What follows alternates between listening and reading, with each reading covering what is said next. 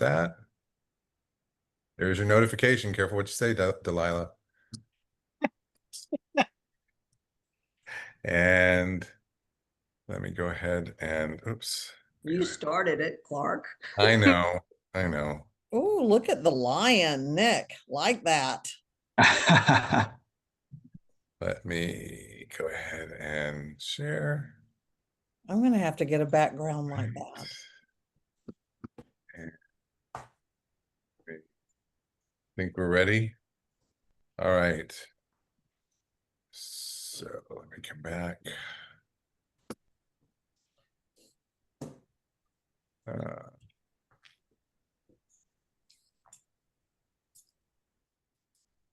up a second. Love technology. All right. Oops.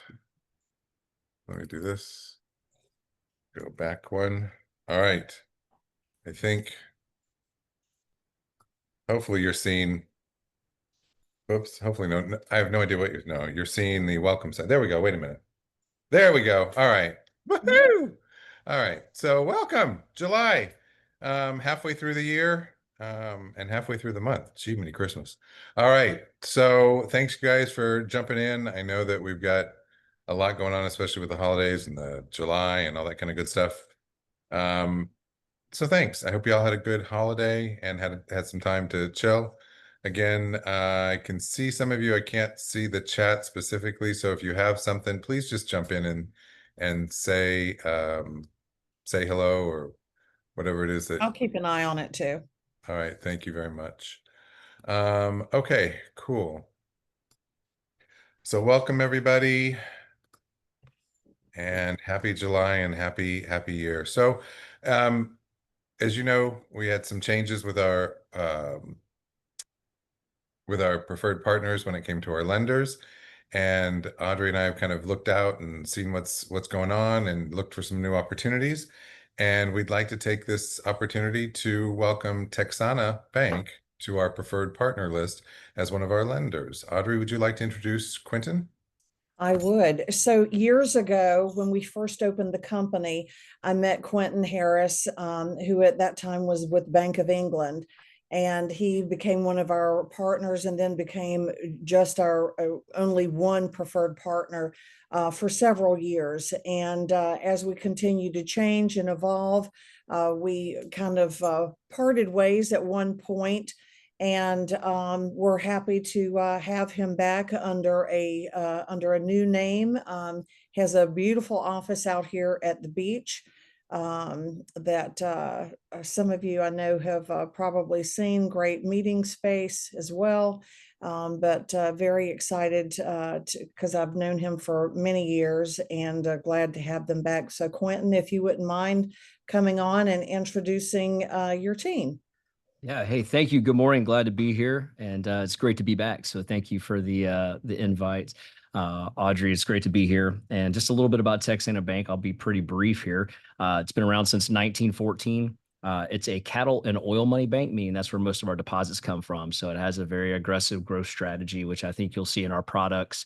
In particular, a program that we have that we look forward to coming to the market and talking to you guys about that we've kind of introduced to the team. And it's in a beta test with your office right now, but I think it's something that you're going to find extreme value on. And we're very excited to do that and be a part of the Legends family again. We've got a couple of people from our bank on the call here. I've got Nick Thors, who runs our Jacksonville Beach location. And I've got Trey Jeffries, which some of you might know him as the man with the cowboy hat on. And then also I've got Sean Joyce on here as well. So we've got a dedicated group to this office, and we look forward to working with all of you and meeting the ones that we haven't got a chance to know over the years. And again, it's great to be back. Thanks for allowing us to be here, and look forward to a prosperous relationship with the Legends family.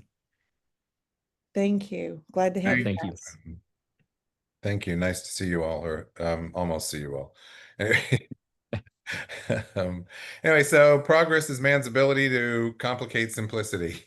I chose this one because I feel like we just keeps having so much change and so many updates, and it seemed like it was so simple, and then we complicate it, and it's not that it's not simple. It's just we have to find a new means to simplicity. So we've got some updates and things to talk about today. Make sure we're all on the same page and looking forward to sharing that with you. So some things we'll talk about today. The updated Condo writer. Woohoo! If you haven't already seen it, you're probably freaking out because it looks different, and that's okay. It's really not that different. We'll talk a little bit about some of the changes in that. We're going to talk about repairs and the as-is contract. I've been getting a lot of questions about that process, and how it works and what it does, and if you're having repairs, where that plays in and how to manage that. We're going to talk about the compensation and the buyer broker agreement. There seems to be some confusion on that, where you're supposed to put it. And this is the buyer broker agreement. So let's just step back one. Buyer broker agreement, there are three different buyer broker agreements. There's the pre-showing agreement, there's the showing or the pre-touring agreement, the showing agreement, and the exclusive buyer broker agreement. Those are all considered buyer broker agreements. We'll focus on the showing agreement and the exclusive buyer broker agreement when we talk about compensation. Accessing company information. I get a lot of questions from people about, well, where's the W-9 if I'm doing a referral, or where's the broker number, or where's some of the collateral, or how do I get to certain pieces of company information. So we've tried to make that a little easier for you in app files, and want to show you where that's at. I want to talk a little bit about some updates to the Legends website. Oh, Audrey, be careful there with that camera. Anyway, but thank you. Anyway, we'll do a little bit of our trends tea in the talk, just kind of updating you on some things, just reminding you of a few things. And we'll go into some of our June successes and make sure our partners have an opportunity to say hi and see what's going on with them. So that's kind of the plan for today. It looks like a lot, but I promise we'll move through it fairly quickly. But please don't hesitate to stop and ask questions. We want to make sure you guys are clear on everything, and how things are changing or how things have been updated. So let's jump right in and talk about that Condo writer. If you haven't seen it, this is page 1 of the Condo writer, and the revisions were released with a June date. Of course, they were released on roughly July 1st, June 30th. But this is the new Condo writer. It looks different, and it's slightly longer, but in all honesty, it is not that different. It really, you do have a few things that you kind of need to be aware of on it. So let's talk about those. The biggest change is that it's 7 business days for the buyer to review all documents. That's probably the biggest change. It was 3 days, and the 3 days matched the calendar days that were in the contract, but it is now 7 business days. So it's so important to have the documents up in MLS so that an agent making an offer can go ahead and pull those documents down, but they have to be the most recent documents.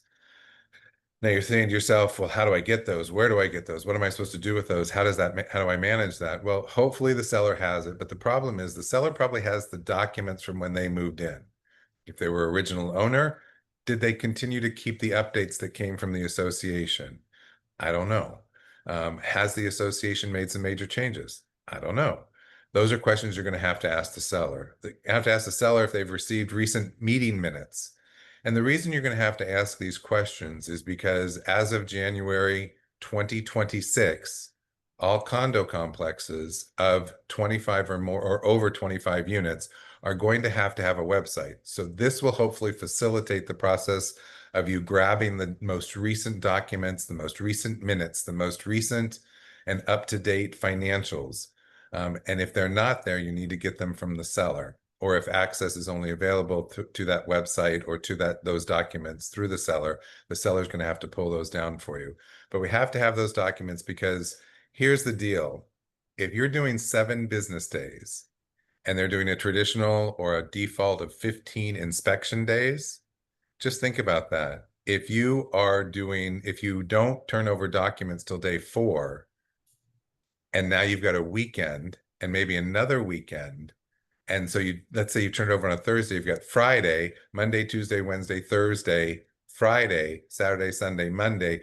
You're now matching, or you could be going over your inspection period of when your buyer has an opportunity to review those documents. And because it is 7 days and it doesn't run concurrent with the inspection period, you could have an inspection period where you guys come to agreement and 2 days later the buyer says, well, I'm backing out, and they can get their binder back, because if they didn't have those 7 days to review the documents, they can back out.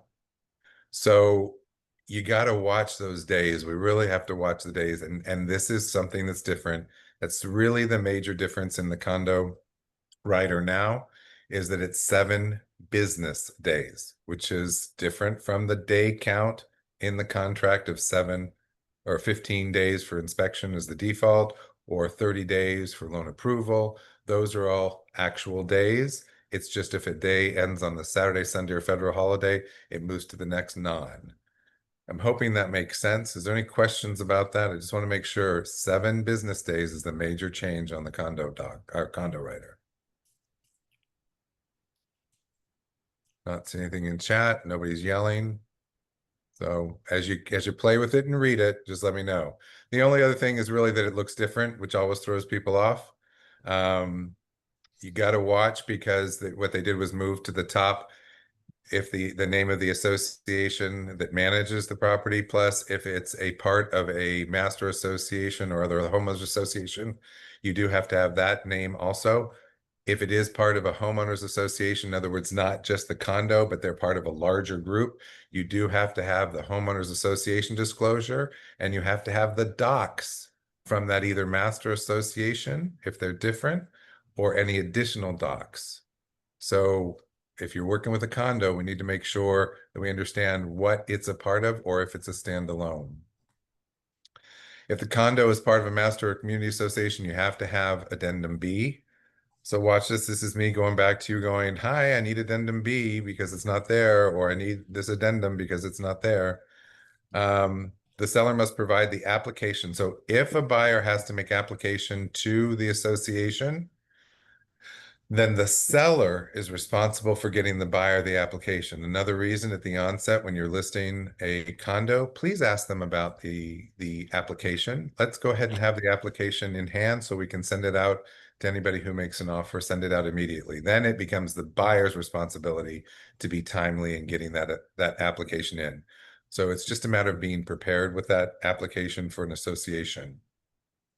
Please complete all the seller release related items on the condo rider, especially paragraph 2. And paragraph 2 is titled the right of first refusal. So it discusses is there an obligation for the buyer to make an application? Does someone in the property, or does the association itself have the right to go ahead and potentially purchase the property if for some reason they feel the contract isn't in line with the association guidelines? So, but that's the section you have to fill out. The buyer needs to complete paragraphs 5, 6, and 7. I see a lot of us going through and checking the box that says they've received the documents. Well, there's a date that needs to go there. So you don't want to fill out paragraphs 5, 6, and 7 at the time of listing. You do want paragraph 2 filled out at the time of listing so you can put it into MLS and move the process forward more quickly when someone makes an offer. But the buyer needs to fill out paragraphs 5, 6, and 7. They need to check, and then that will be your indication of, have they received the documents? Are they requesting documents? And the section, I think it's paragraph 5. On paragraph 6, excuse me, the buyer's request, they actually can check the documents that they're requesting or acknowledge the documents that they've received. So if they acknowledge the ones that they've received and you see that something is missing, you need to get them that other document. So we need to watch this communication back and forth, but the buyer needs to be the one to fill out paragraphs 5, 6, and 7. Don't forget about the required reporting in paragraph 9. It was paragraph 10. It's now paragraph 9 for the milestone, the structural, and the turnover. If they're not applicable, and remember, those only apply to condo buildings of over 2 stories. So if it's just a 2-story condo, you don't have to worry about those. You would say not applicable. But just watch those reports, especially if they're within 3 miles of the coast. So additional resource for you and your clients would be condos.myfloridalicense.com. Great resource. You can look up the condo building. You can look up things about the condo building. There are some docs. Don't depend on it for docs. but it's a good resource. Very, very thorough resource. Excuse me. Whoops. Any questions on that update, or has anybody seen it? If you have a condo that you currently have listed, I would recommend replacing the previous condo writer with the new condo writer. Any questions on that? Thoughts, feedback? The biggest thing is it looks different, you guys, and 7 days. Don't freak out. It's all cool. We'll walk you through it. We'll help you through it. Next thing, repairs on the as-is contract. Getting a lot of questions on this and how they relate to each other. So the standard contract contains pieces related to repairs, percentages or dollar amounts the seller at the onset of the contract will commit to making towards general repairs, WDO, and permits. And then then it's lined out just like in our previous NEFAR contract about how many days you have to do this, how many days do you have to do that. The as-is contract has nothing in there about repairs. Why? Anybody? Because it's as as. Okay, we're connecting. That's good. All right, thank you so much. Somebody, Anthony, you're the winner today. you didn't fall asleep. That's good. That's good. We like that. All right. Yeah, it's an as-is contract. It's an as-is contract with the right to back out during the inspection period. So if the buyer doesn't like what they see, they can back out. They can walk away and get their binder back. Can the buyer ask for repairs or concession of some sort? Sure, they can ask for a repair or concession of some sort. No problem at all. Repairs or monetary concessions may be requested, but are not an obligation by the seller. It's a negotiation between the buyer and the seller. What I will say is that if you receive a standard contract and you don't like that part about having it with all the commitment to the either the percentage or the dollar amount commitment to those items, what you have to do is just counter it with addendum K, and it will make it an as-is contract. So if you, I'm sorry? Was there a Repeat question? that, Clark. Excuse me? Repeat that. Sure. So if you receive, here's two indications you've received, or a few indications you've received a standard contract. First of all, it says at the top, standard contract. Second, it's 14 pages, not 13. Third, the time for inspection period is on page 5, on page 6, not page 5. So if you see any of those things, you probably, or the piece that says a percentage or dollar amount for general repairs, WDO, or permits, you've received a standard contract. You can review that with your seller. If you and the seller say, look, we want to sell the house as is. There is an item addendum K. I know not that we have any addenda at all, just like 32. Anyway, so there's addendum K that you can counter. You don't have to rewrite it. You can counter the buyer's offer and include addendum K, and that makes it an as-is contract. That changes the standard to an as-is. Does that make sense? Yes. So clear. I know, as mud. Anyway, and I can't see if hands are raised. So if you No. please throw something into the comments if you have it. I've tried, or in the chat if you have it, if you have a question.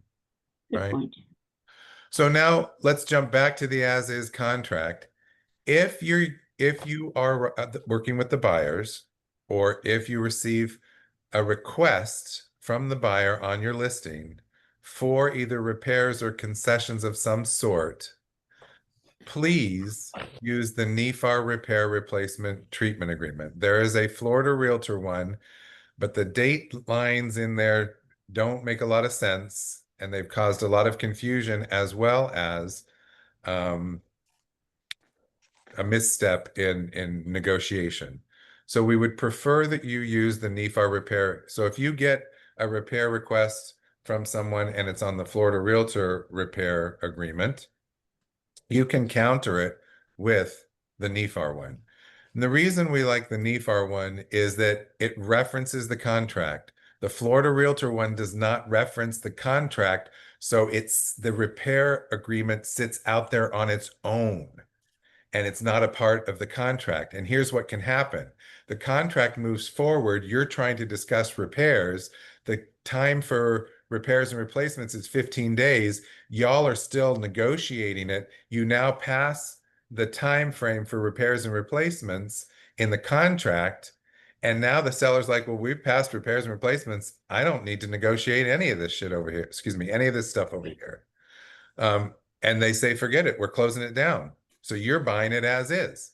And then the buyer is now obligated to buy the property as is because the repair agreement was out here separate from the contract.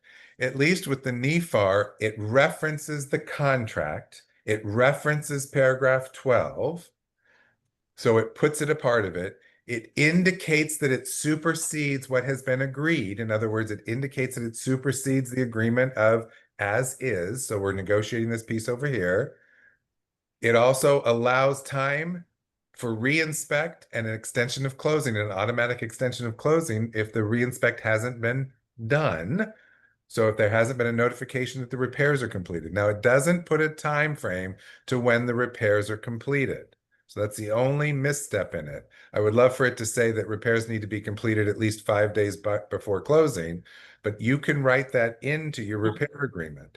And remember, if you are working with this, if you're working with a buyer or you've got your buyer, you want to make sure that you're watching those timelines and that they're protected because the seller has an obligation, or you working with the seller has an obligation to provide the receipts for those repairs that have been done, because you want to make sure that there's one, if there's any warranties, the buyer is entitled to them, and two, that there's no opportunity for liens because something wasn't paid. So just watch that so that you're clear on how that plays out. As is, please try to use the NEFAR. If you get a standard, you can make it as is with addendum K. These are the reasons we like the NEFAR repair replacement agreement. Anything you all want to add to that? Of course I do. I was waiting. Thank you. I can take a sip of coffee. Go, Anthony. There is a timeline in well, I think I'm using the NEFAR repair agreement, but I saw a timeline in it that you have to have the repairs done within 10 days after. No, that's Yeah, the other. coming That's to- the other. That's the other one. Okay. So what distinguishes the two so I know which one's which? One says Florida Realtors up to the right-hand side, up in the Okay. upper right-hand corner. Or when you're going through the list of documents, when you go to pull a document, you can pull the you want to pull the one that says NEFAR repair replacement. Okay. Okay. I thought that had it into, but that's fine. Yeah, that was the challenge with that. The other challenge with that Florida Realtor one is it put a timeline in there that didn't make sense. But it's a good catch. Thank you.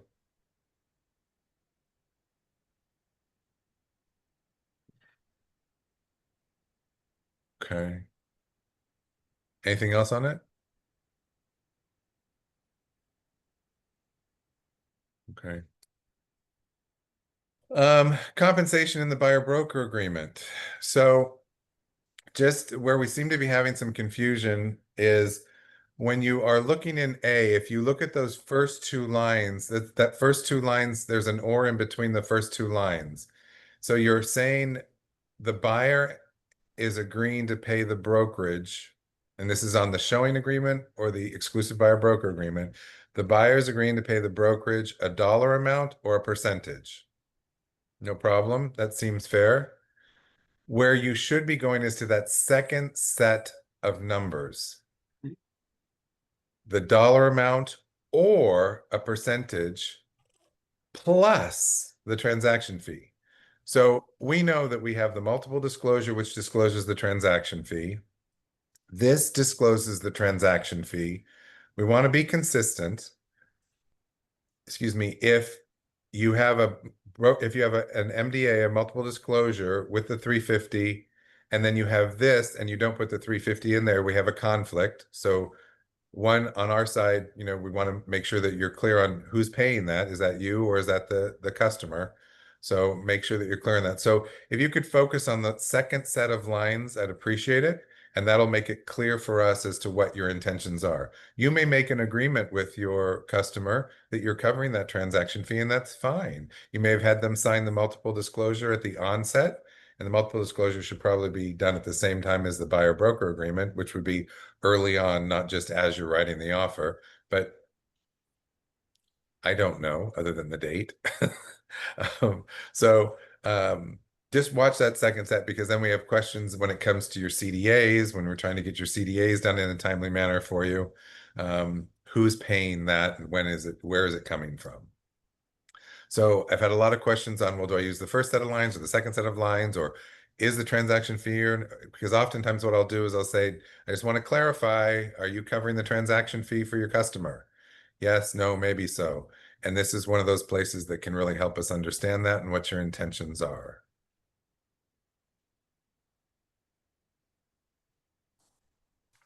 We good? Yeah, I have a question. Yeah, sir. I don't have it in front of me to read what the wording is, but in the multiple disclosure on the line about the transaction fee, if we aren't charging the customer a transaction fee, I always strike through that. Perfect. Okay. Perfect. Thank you. That's our other indication. Sorry, I'm looking over here at you because you popped up on the screen. That's the perfect way that helps us know what your intentions are, helps us make sure that that the checks and balances, and it helps make sure that everything's consistent too. That's one of the places that we really need to kind of watch ourselves, is making sure that we're consistent. So I appreciate you doing that. Absolutely. And then if you use the first set of lines on here, then that tells us that's our confirmation also.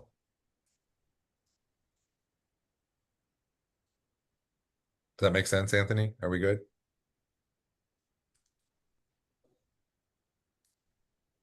Yes. Okay, thank you. He was sipping coffee. I don't blame him. No, I all was right. shaking my head up and down. I guess you couldn't see. I'm sorry, I couldn't see it. I can It only see wasn't rattling, huh? I can only see a couple people. All right, so company info in app files. We are 2 clicks away now. If you look at your app files on the left-hand side, we have added a section called company info.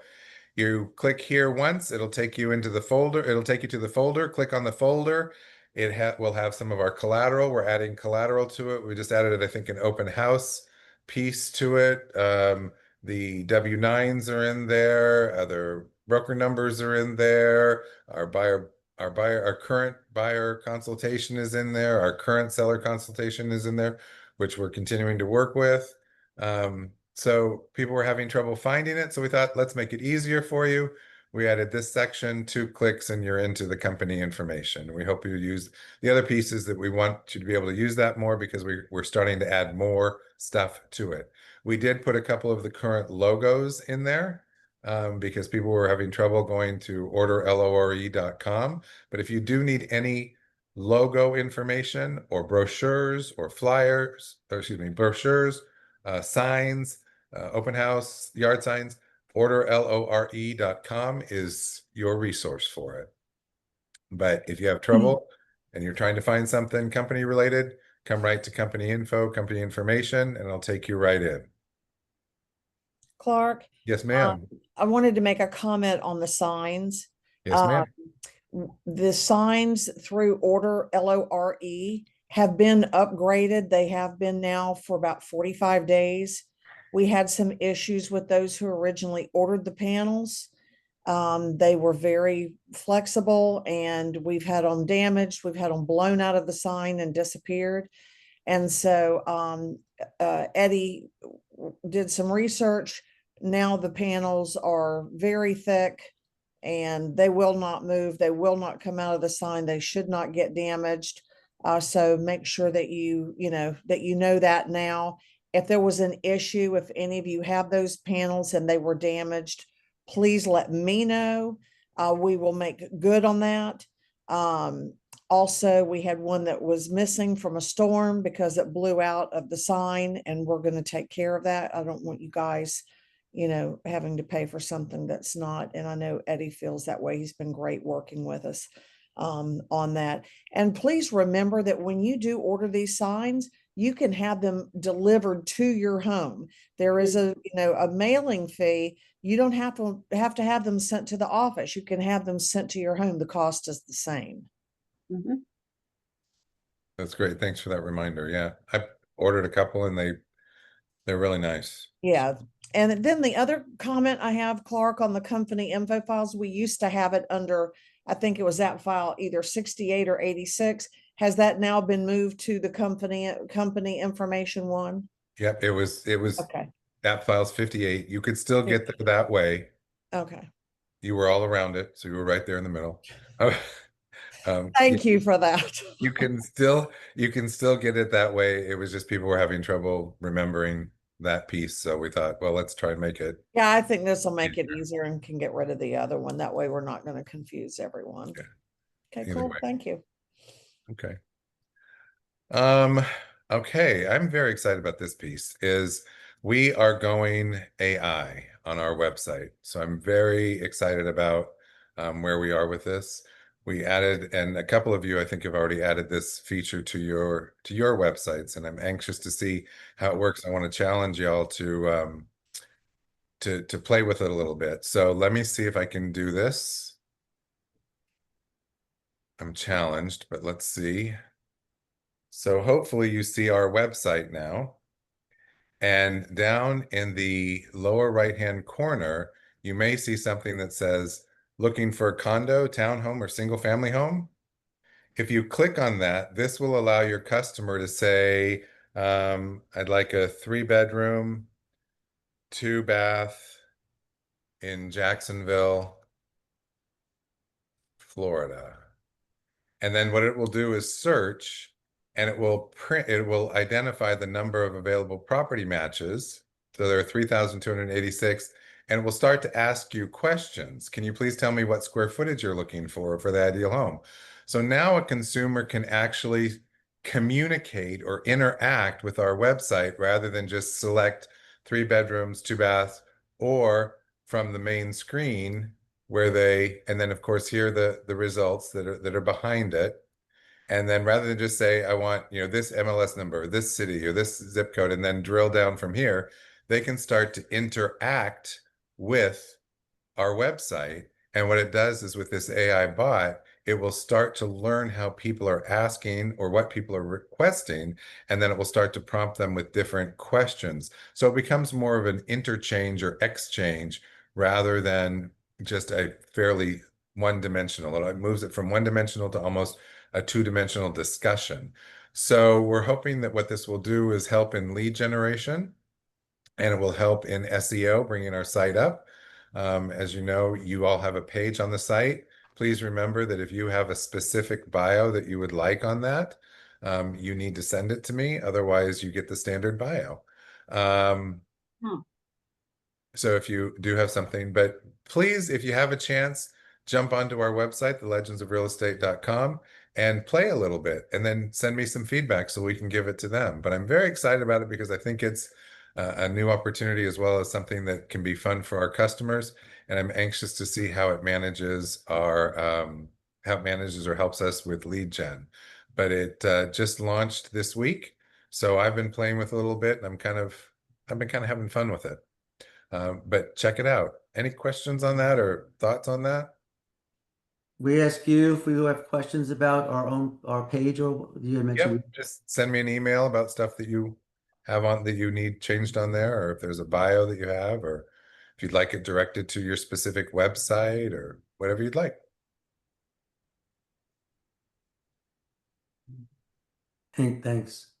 I think I'm a little more excited about it than the 5 people that I can see their faces on, but okay. No, I'm excited. Never mind. This I silly little think it's thing. great, Clark. Looks good, Clark. Good I've been job, waiting to Clark. get the new site for something that I have planned for Europe if it works that way, but that's another question I have for you later. Okay, sounds good. All right, now I have to try and figure out how to get back. This was a daunting task that we really kind of got blindsided on with this website. And I think Clark has done a fabulous job in finding the right company and putting it together and continuing to improve the site, because one of the things that we wanted to make sure is that our site replicated who we are as a company. And I think it looks great. It looks crisp. It looks updated. And so thank you for all the hard work, Clark. Oh, of course, no problem. Thank you. That was nice. Now I'm just trying to, you can talk longer because I got to try and figure out how to get back to that other thing. Try to figure out how to get. When I'm going to say something about going back while you're stalling. Yeah. The repair agreement question I had asked you, and you said, "Oh no, that's the FAR one," but I could be wrong. But in Okay, our I'll look at it app again. files, it's labeled as NIFAR. That's why I used it, because it was labeled as NIFAR. And it says what are you reading? Where is The it? repair replacement treatment agreements that are in app files are labeled as NIFAR repair agreement. And you So, said it, I'll take a look at it again. If you want to send it to me, I can take a look at it again to make sure that we're all using the right one. okay, And go from there. okay. Let's see. Okay, you're seeing that, which is not what you I should be think they seeing. look completely different.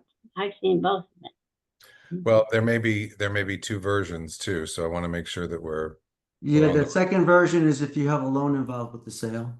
The other one isn't, but they both have the timelines, and I'm just saying that they're labeled as being NIFAR ones, but you had said it's the FAR one. That's all.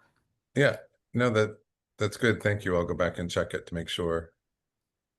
And to make sure that we either deactivate one um Please. or Relabel it. eliminate some of the confusion. All right. So now it comes trying to get back to where we were. And that's not it. Oh, wait, is that it? No, that's not it. That was the beginning, though. Working on 3 screens, trying to get us back to where we were. Zoom meeting. No.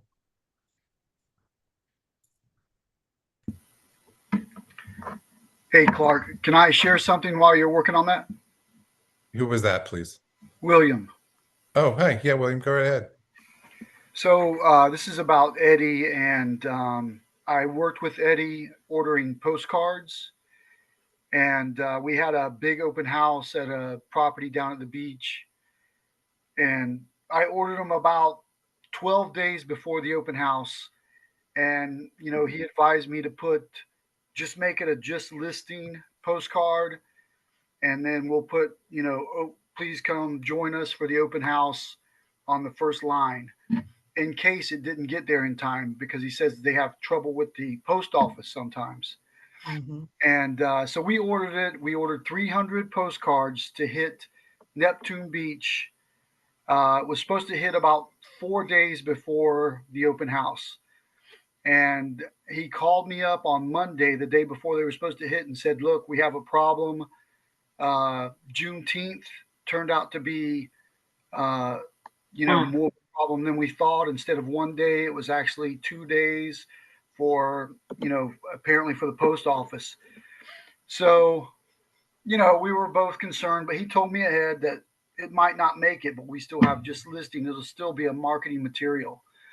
But he worked with me. He called me every day. He let me know what was going on. And the day before the open house, all the postcards hit. And people were coming up with their postcards in hand. And it was very gratifying. And, the sellers received a postcard also. And they were so happy about that. And, I just want to share with you that Eddie really, puts forth effort. And I appreciate what he did. And it was very rewarding to get that out there and get it done. Great. Thank you for letting us know that. We want the feedback, and Eddie has been fabulous to work with when, we've had some changes and things like that. So thank you for sharing that, Bill. Sure. And we had you there, but now we don't. So that's okay. Can you hear me now? Yeah, Or- no, I heard you the whole time. That's good. I'm talking me. I had us in the right place, and then I clicked the button. Well, while you're doing that, Clark, I'm going Yeah. to do a fill in. Good. Thank you. Next Thursday or next Wednesday, the 23rd, Dreamfinders Homes is going to have a special little brunch for us as legends, and I'll need you to RSVP to me. But they have a new community. I drove upon it and I was shocked.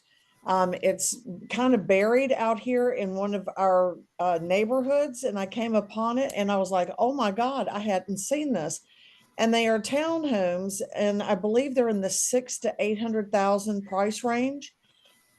But I was just kind of shocked because around it, are some of the older beach homes, and all of a sudden here's, a new community. And so they're going to have a special brunch for the legends on the 23rd at 10 o'clock. I'm going to put something out on our private Facebook page and get something emailed out, but I need to have the RSVPs by the end of business on Friday. And if you want to come here to the beach, say by 9:30, 9:45 at the latest, we'll leave and kind of caravan over. I think it'd be kind of fun for some of us to get together in a car and do what they used to do in the old days, and that was caravan.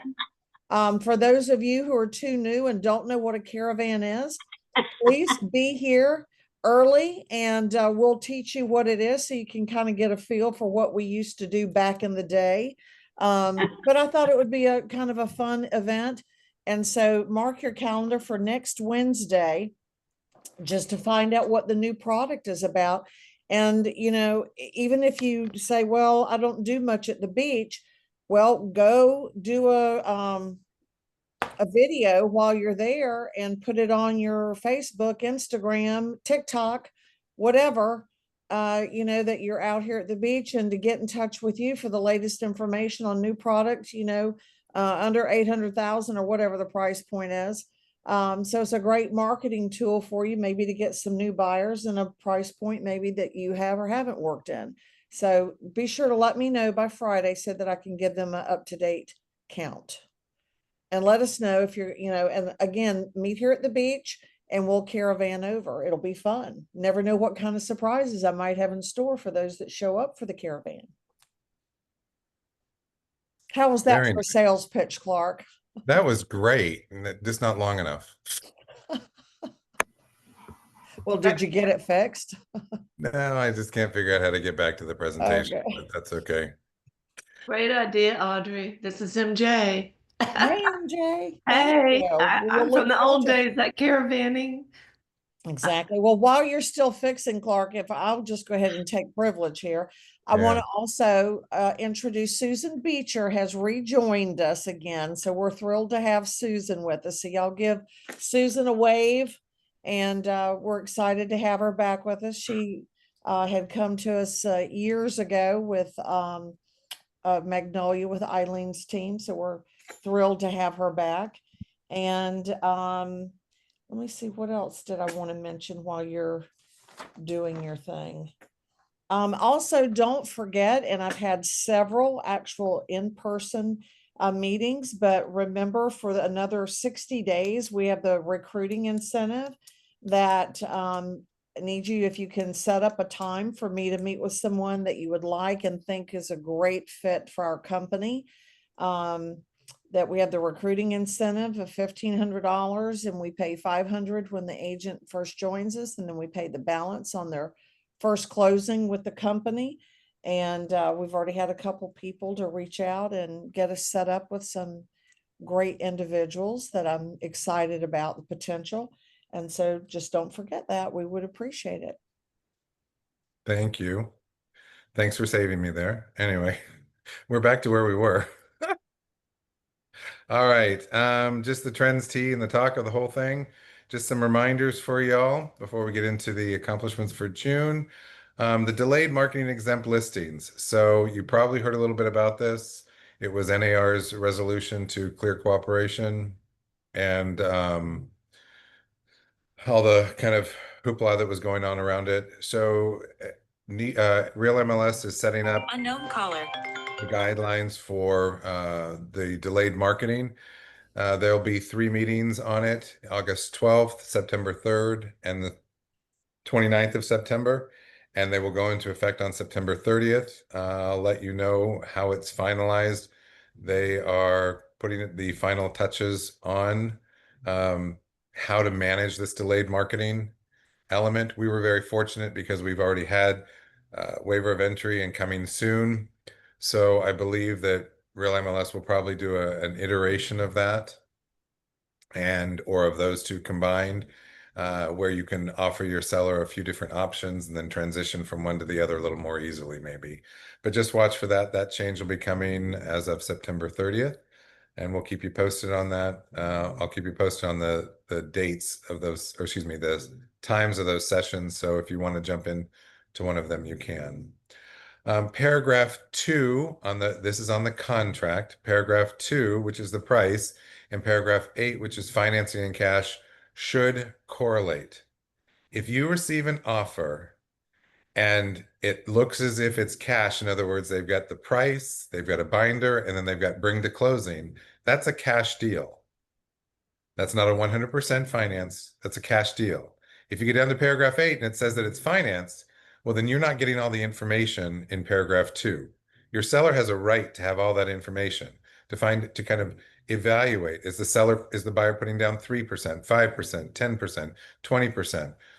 What are they doing? Now, the cool thing is that on that price section, if you don't want to keep changing all the numbers, you can put in there the percentage that they intend to put down, or that they intend to, excuse me, the percentage that they intend to finance. So you could do an 80% loan. Please note that on anything that's 100% financing, like VA or USDA, the numbers won't add up.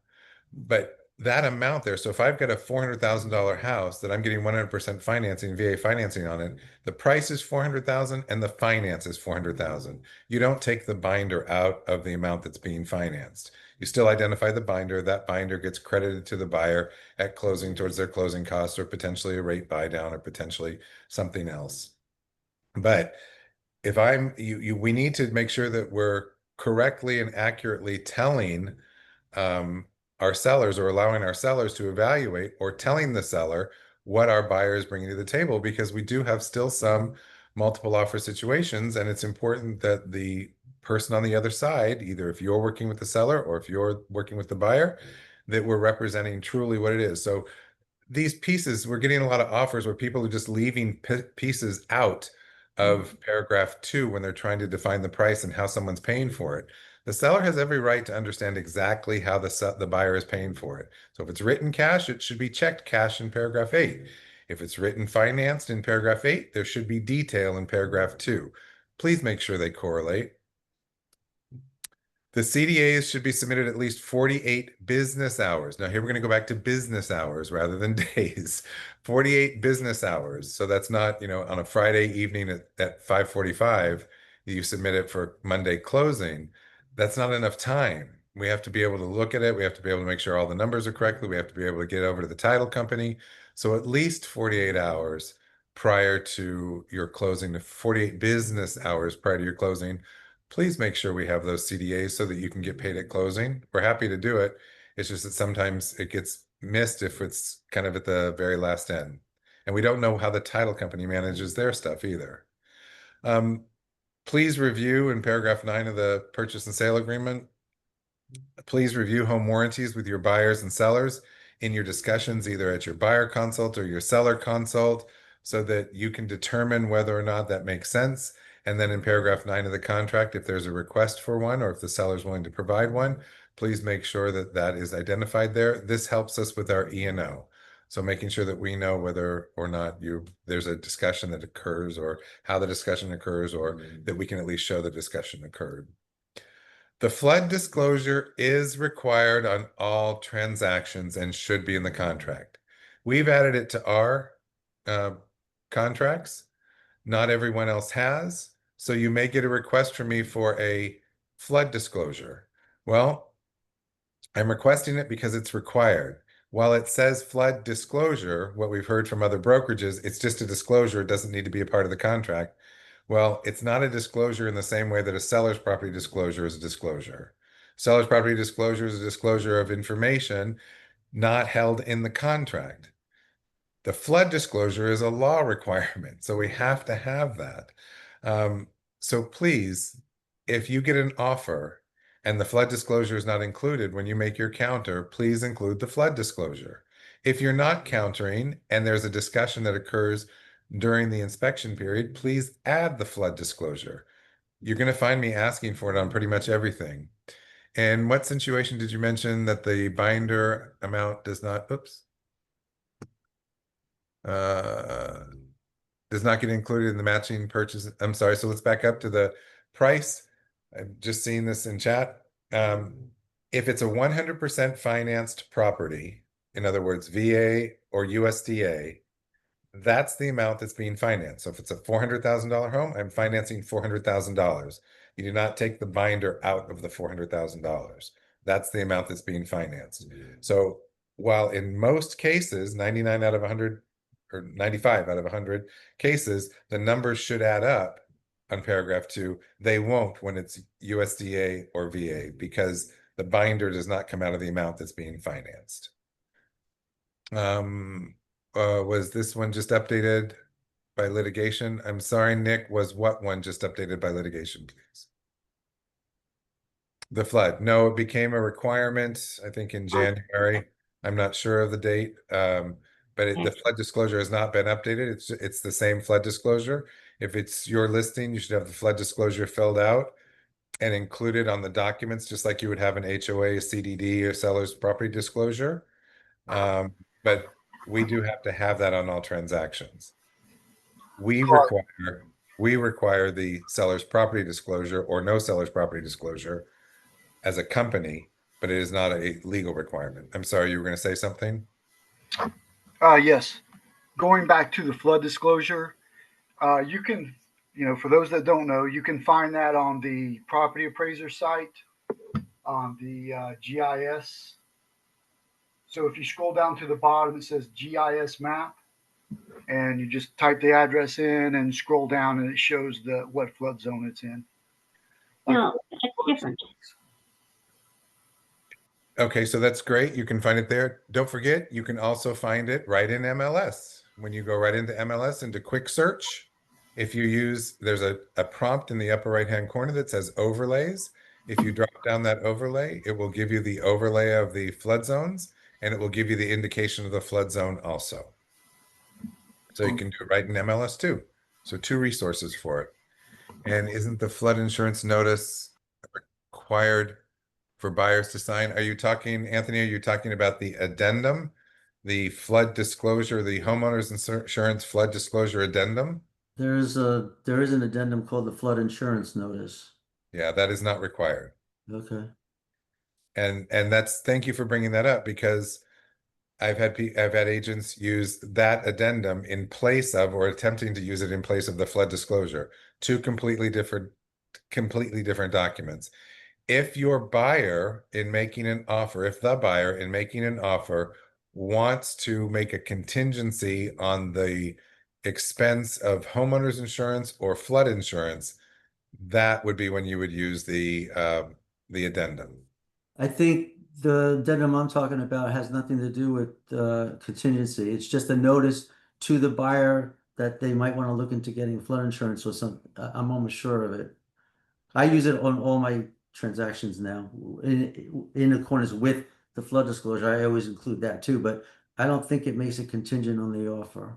Well, if you're using one of the addenda that's in paragraph 19, that does make it a contingency. If this is a separate document, I don't know this document.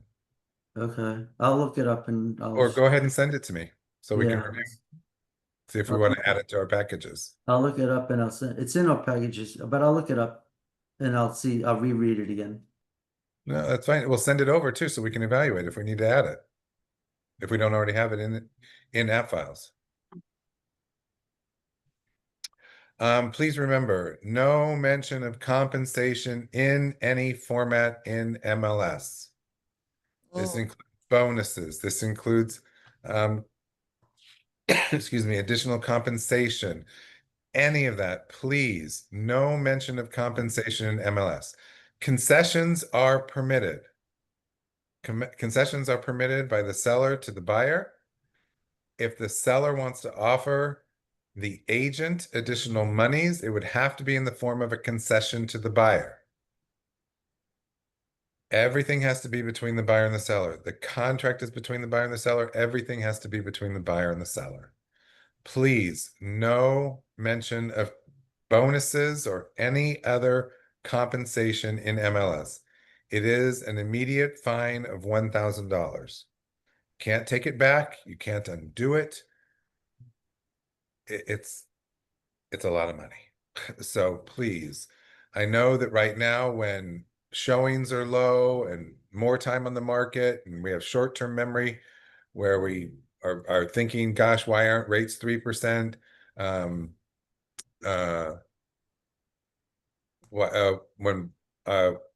why aren't rates 3%? Why aren't we getting more offers? Why aren't we getting full price offers? And you talk to the seller about offering some sort of incentives, make those incentives towards rate buy downs, make those incentive towards closing costs, make those incentive towards some other item, an architectural feature, a decorating feature, whatever it is. Please, no mention of compensation whatsoever in MLS. Please do let the loan officers know which party is paying what portion of the buyer broker comp. If the buyer is paying for it, is paying any of it, lender must verify the funds for it in addition to the down payment. Okay, so I think that was Karen. So Karen's point is well taken. If in the negotiation, the compensation agreement is, for example, you've negotiated a buyer broker compensation of 3%, and this is, we're all family here, so we can talk monies. 3%, yet the seller's only willing to pay 2%. You can negotiate based on our guidelines, how that 1% is managed, and then how you want to take that 1%. And if the buyer is paying that 1%, the lender needs to know, the title company needs to know. We do not send over buyer broker agreements in most cases. However, in a case where it's the buyer to the title company or the buyer to the lender, you can go ahead and share that buyer broker agreement. The only, other place that you can share the buyer broker agreement is potentially to the new construction builder. At the onset of all these new changes, the new construction was requiring them. Many of the builders have waned on that. However, there are still a few that are requesting or requiring those pieces of information, or that piece of information. They either want to match it or I guess see what you're considering. It's again why we've set the guidelines at 3%. Thanks, Karen. Any questions on that? And the last piece is there is no need to add the appraisal contingency to an FHA VA offer, as the appraisal contingency is contained in the FHA VA addendum. So I have people writing offers, receiving offers that say appraisal contingency FHA VA addendum. It's redundant. You only need the appraisal contingency addendum on cash or conventional. And I've had people say, oh, but it mentions the appraisal in the contract. Yes, it mentions the appraisal in the contract and appraisal being done. However, if the buyer can still qualify with that differential, they would be forced to move forward. It doesn't allow them to get out because the appraisal didn't match the purchase price. So watch that when you're using not only the standard and as-is contract, but if it's conventional or conventional or cash, and you want an appraisal contingency, you need to include the addendum. If it's FHA or VA, you do not need to have the addendum. So you don't have to do double duty. Check chat. No. Okay, great. Anything else? Those are just some key things I'm finding in reviewing stuff. Anything anybody wants to add? I emailed you that flood insurance notice just as an FYI, in case you wanted to discuss it with everybody here or not. It's up to you. I probably can't do it right now, but we can probably try it later. That's fine. I'll take a look at it. Thank you very much for doing that. All right, so let's get on to the good stuff. June accomplishments. Yay! Okay, now you have worn you out, worn you down. Let's get lifted back up. So for top listers for the beaches, we've got Sharon Mills with 2. We've got Renee Hansen with 1, and our teams were taking a break this month. So our company top is Sharon Mills. Listings are the lasting piece where the rubber meets the road, something like that. I don't know. On written business, top sales and written business, we have our beaches off with Sharon Mills with 2. We have San Jose office with Leanne and Maggie kind of tying it out there. And teams are taking a break. On written business, our company top was Sharon Mills. So thank you guys very much. And for closed production for June, we've got at the beaches, Maria Pappas, 2.175. Nice going. We've got in San Jose, Eileen Blocker with 925, and the Tony Gets You Home team with 1.3, 1.4 almost. So thank you for that. With our company tops being Maria. Woo. Cool. Karen said she has to run to an 11, 2 big announcements, 29 years at Fairway Independent Mortgage. We are now Fairway Home Mortgage. We now have a one-time close construction perm loan up to 95%. All right. Have a good afternoon, Karen, and thank you for joining us. Okay. And then our peak performers written business over $1 million in 1 month. Sharon Mills with 3.2 and Maria with 1.2. So nice going, written business. That's the stuff that's coming up in the pipeline. And for closed production over $1 million in June, we've got Maria with 2.175 and Tony Gets You Home team with 1.3, all in 1 month. Congratulations. Nice going, all. All right. And then year to date, how are we doing year to date? Well, let's just see. You guys are doing great in listings. We're holding tight in listings year over year. Average sales price down just a little bit, or listing price down just a little bit, but still doing pretty good, hanging in there. This is that inventory that keeps us active in the market, that keeps our name out there, that keeps your name out there, gets us traffic. I know that there's a lot of frustration with listings right now, but it means that now you've got to take those extra steps that you may not remember taking from the past, or if you're relatively new in the last 5 years, you may not have had to take in the past. So this means posting. This means, I don't know, print, maybe Homes and Land magazine, maybe postcards like William was talking about, something different to differentiate yourself. Broker opens seem to be very moderate. Open houses seem to be getting fair to moderate traffic. And showings are definitely not down. Excuse me, definitely down. Think about using the reverse prospecting element of MLS. Think about what you can do differently on your postings. Think about taking some of the collateral that exists in PhotoFi and putting it out there with your name on it to keep your name present, followed by a post of a house that you have listed or where you're going to have an open house. Think about continuing to reach out to your past customer base. We're mid-year and see where you're at and kind of where you want to be, but listings are definitely the way to make things happen and get yourself potentially other buyers. With written business, we're doing great. We're over last year. That's great. That's our projections that are coming out. For seasonality wise, it's just a little bit different than it has been in years past. So we don't usually see as much happening August, September for closings because people are getting back into school and back into routines, but we're seeing those opportunities happen for us in August and September now. So the mindset is slightly different of the consumer. They're reading things, they're seeing where rates are, they're forgetting that rates haven't always been where they are now, and that we're traditionally even at the high sixes, we're still below traditional averages. So maybe put some articles out and then talk about the home, work with one of our preferred lenders to talk about the way that the financing could be done, or what the cost is, the cost of rent versus or lease to purchase. Maybe it is a really good time to move up or move down. So that's the written business that we're looking at.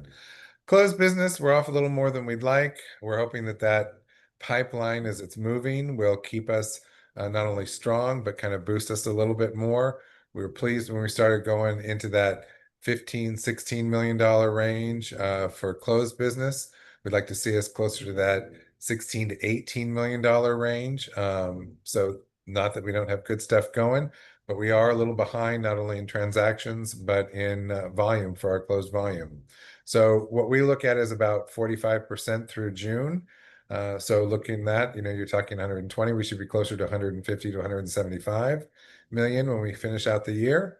So kind of gives you an idea of where we want to be. So looking for some assistance with not only that, but the fact that our written business is ahead of last year just shows us pushing a little bit more towards the latter half of the year. So it's all good stuff. Amazing activity coming from all of you, which we greatly appreciate. And let us know where we can help you on that.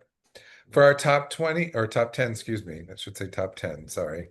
For our top 10 year to date through June, we've got Sharon Mills with almost 13, Renee with almost 5, Liz with 4.2, Diane with 3.8, Maria with 3.6, Brett with 2.5, and yeah, top hell, yeah, okay.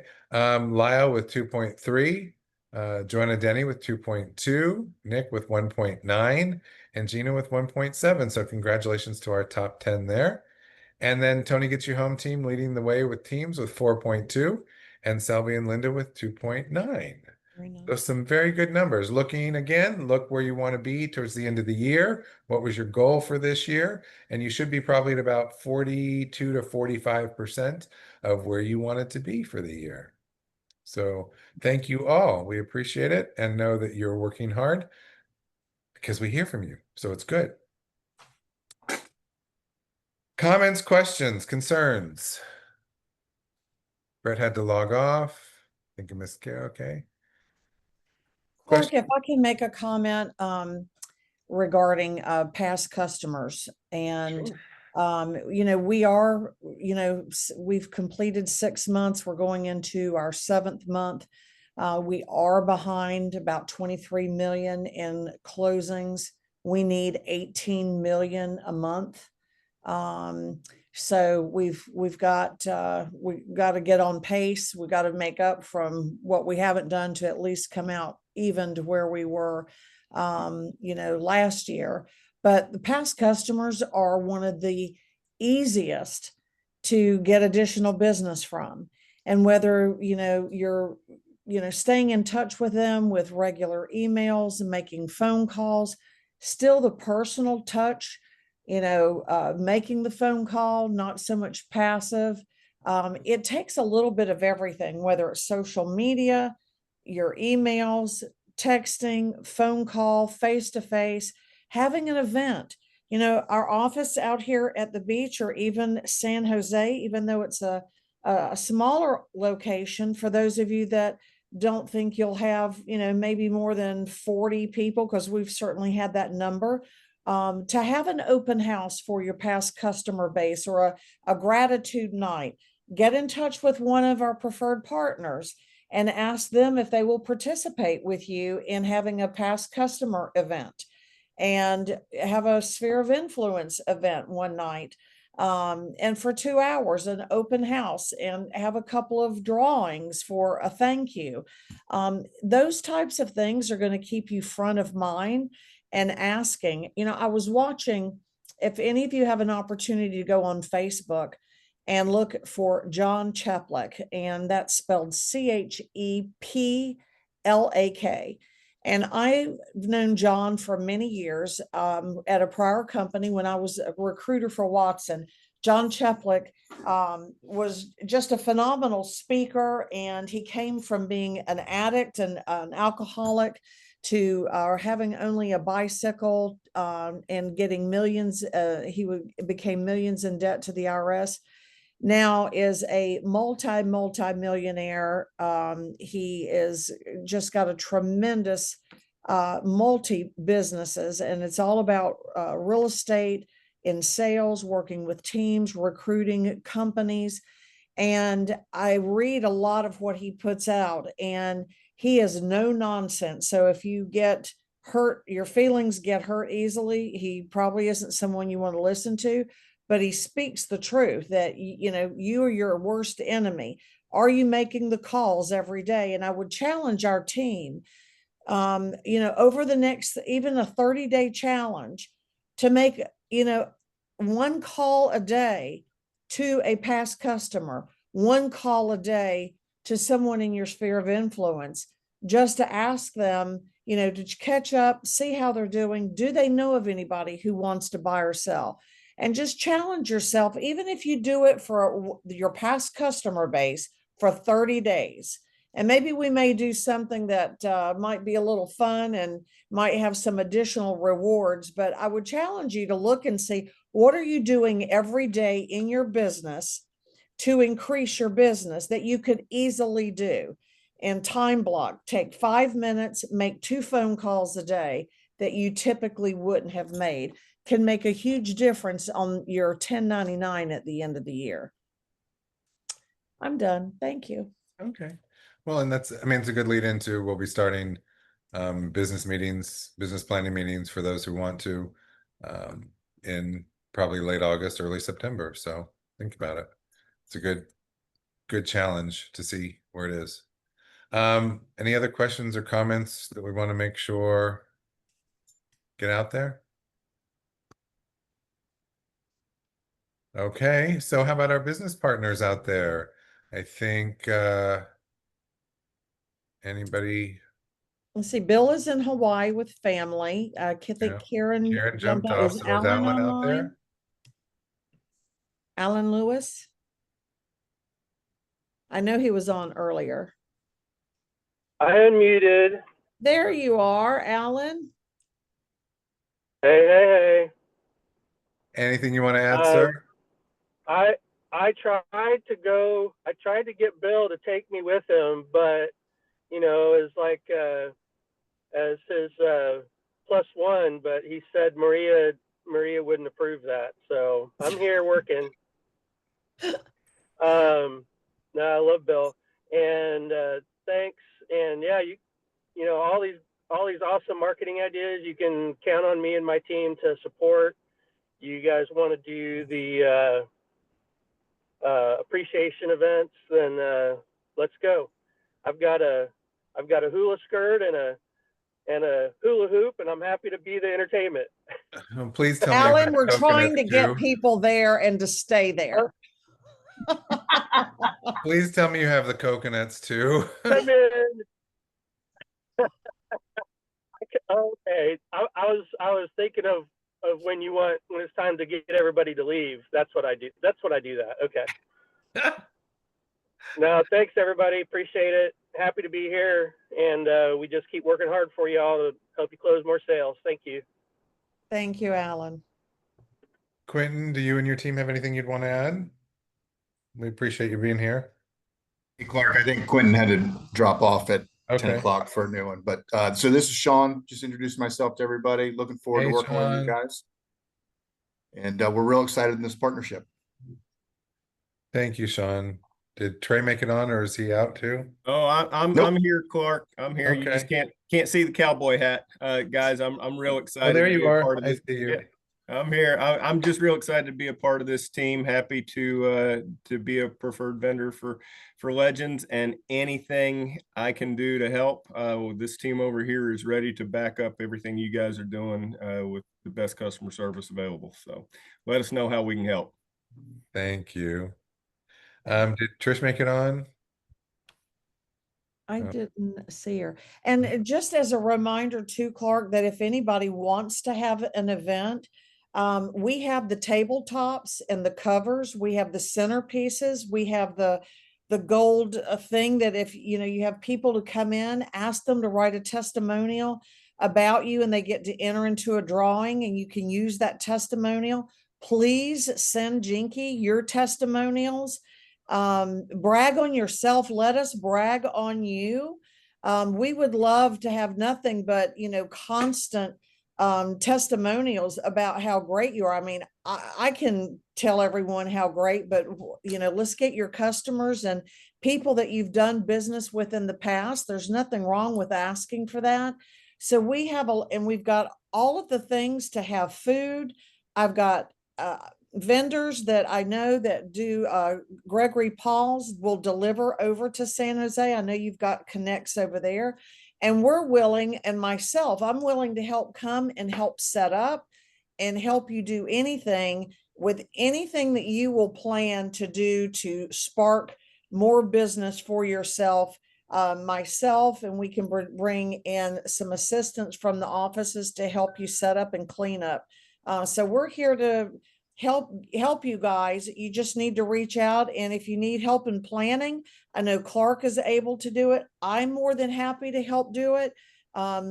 We're just here to be a support for you. You just need to let us know how we can do it.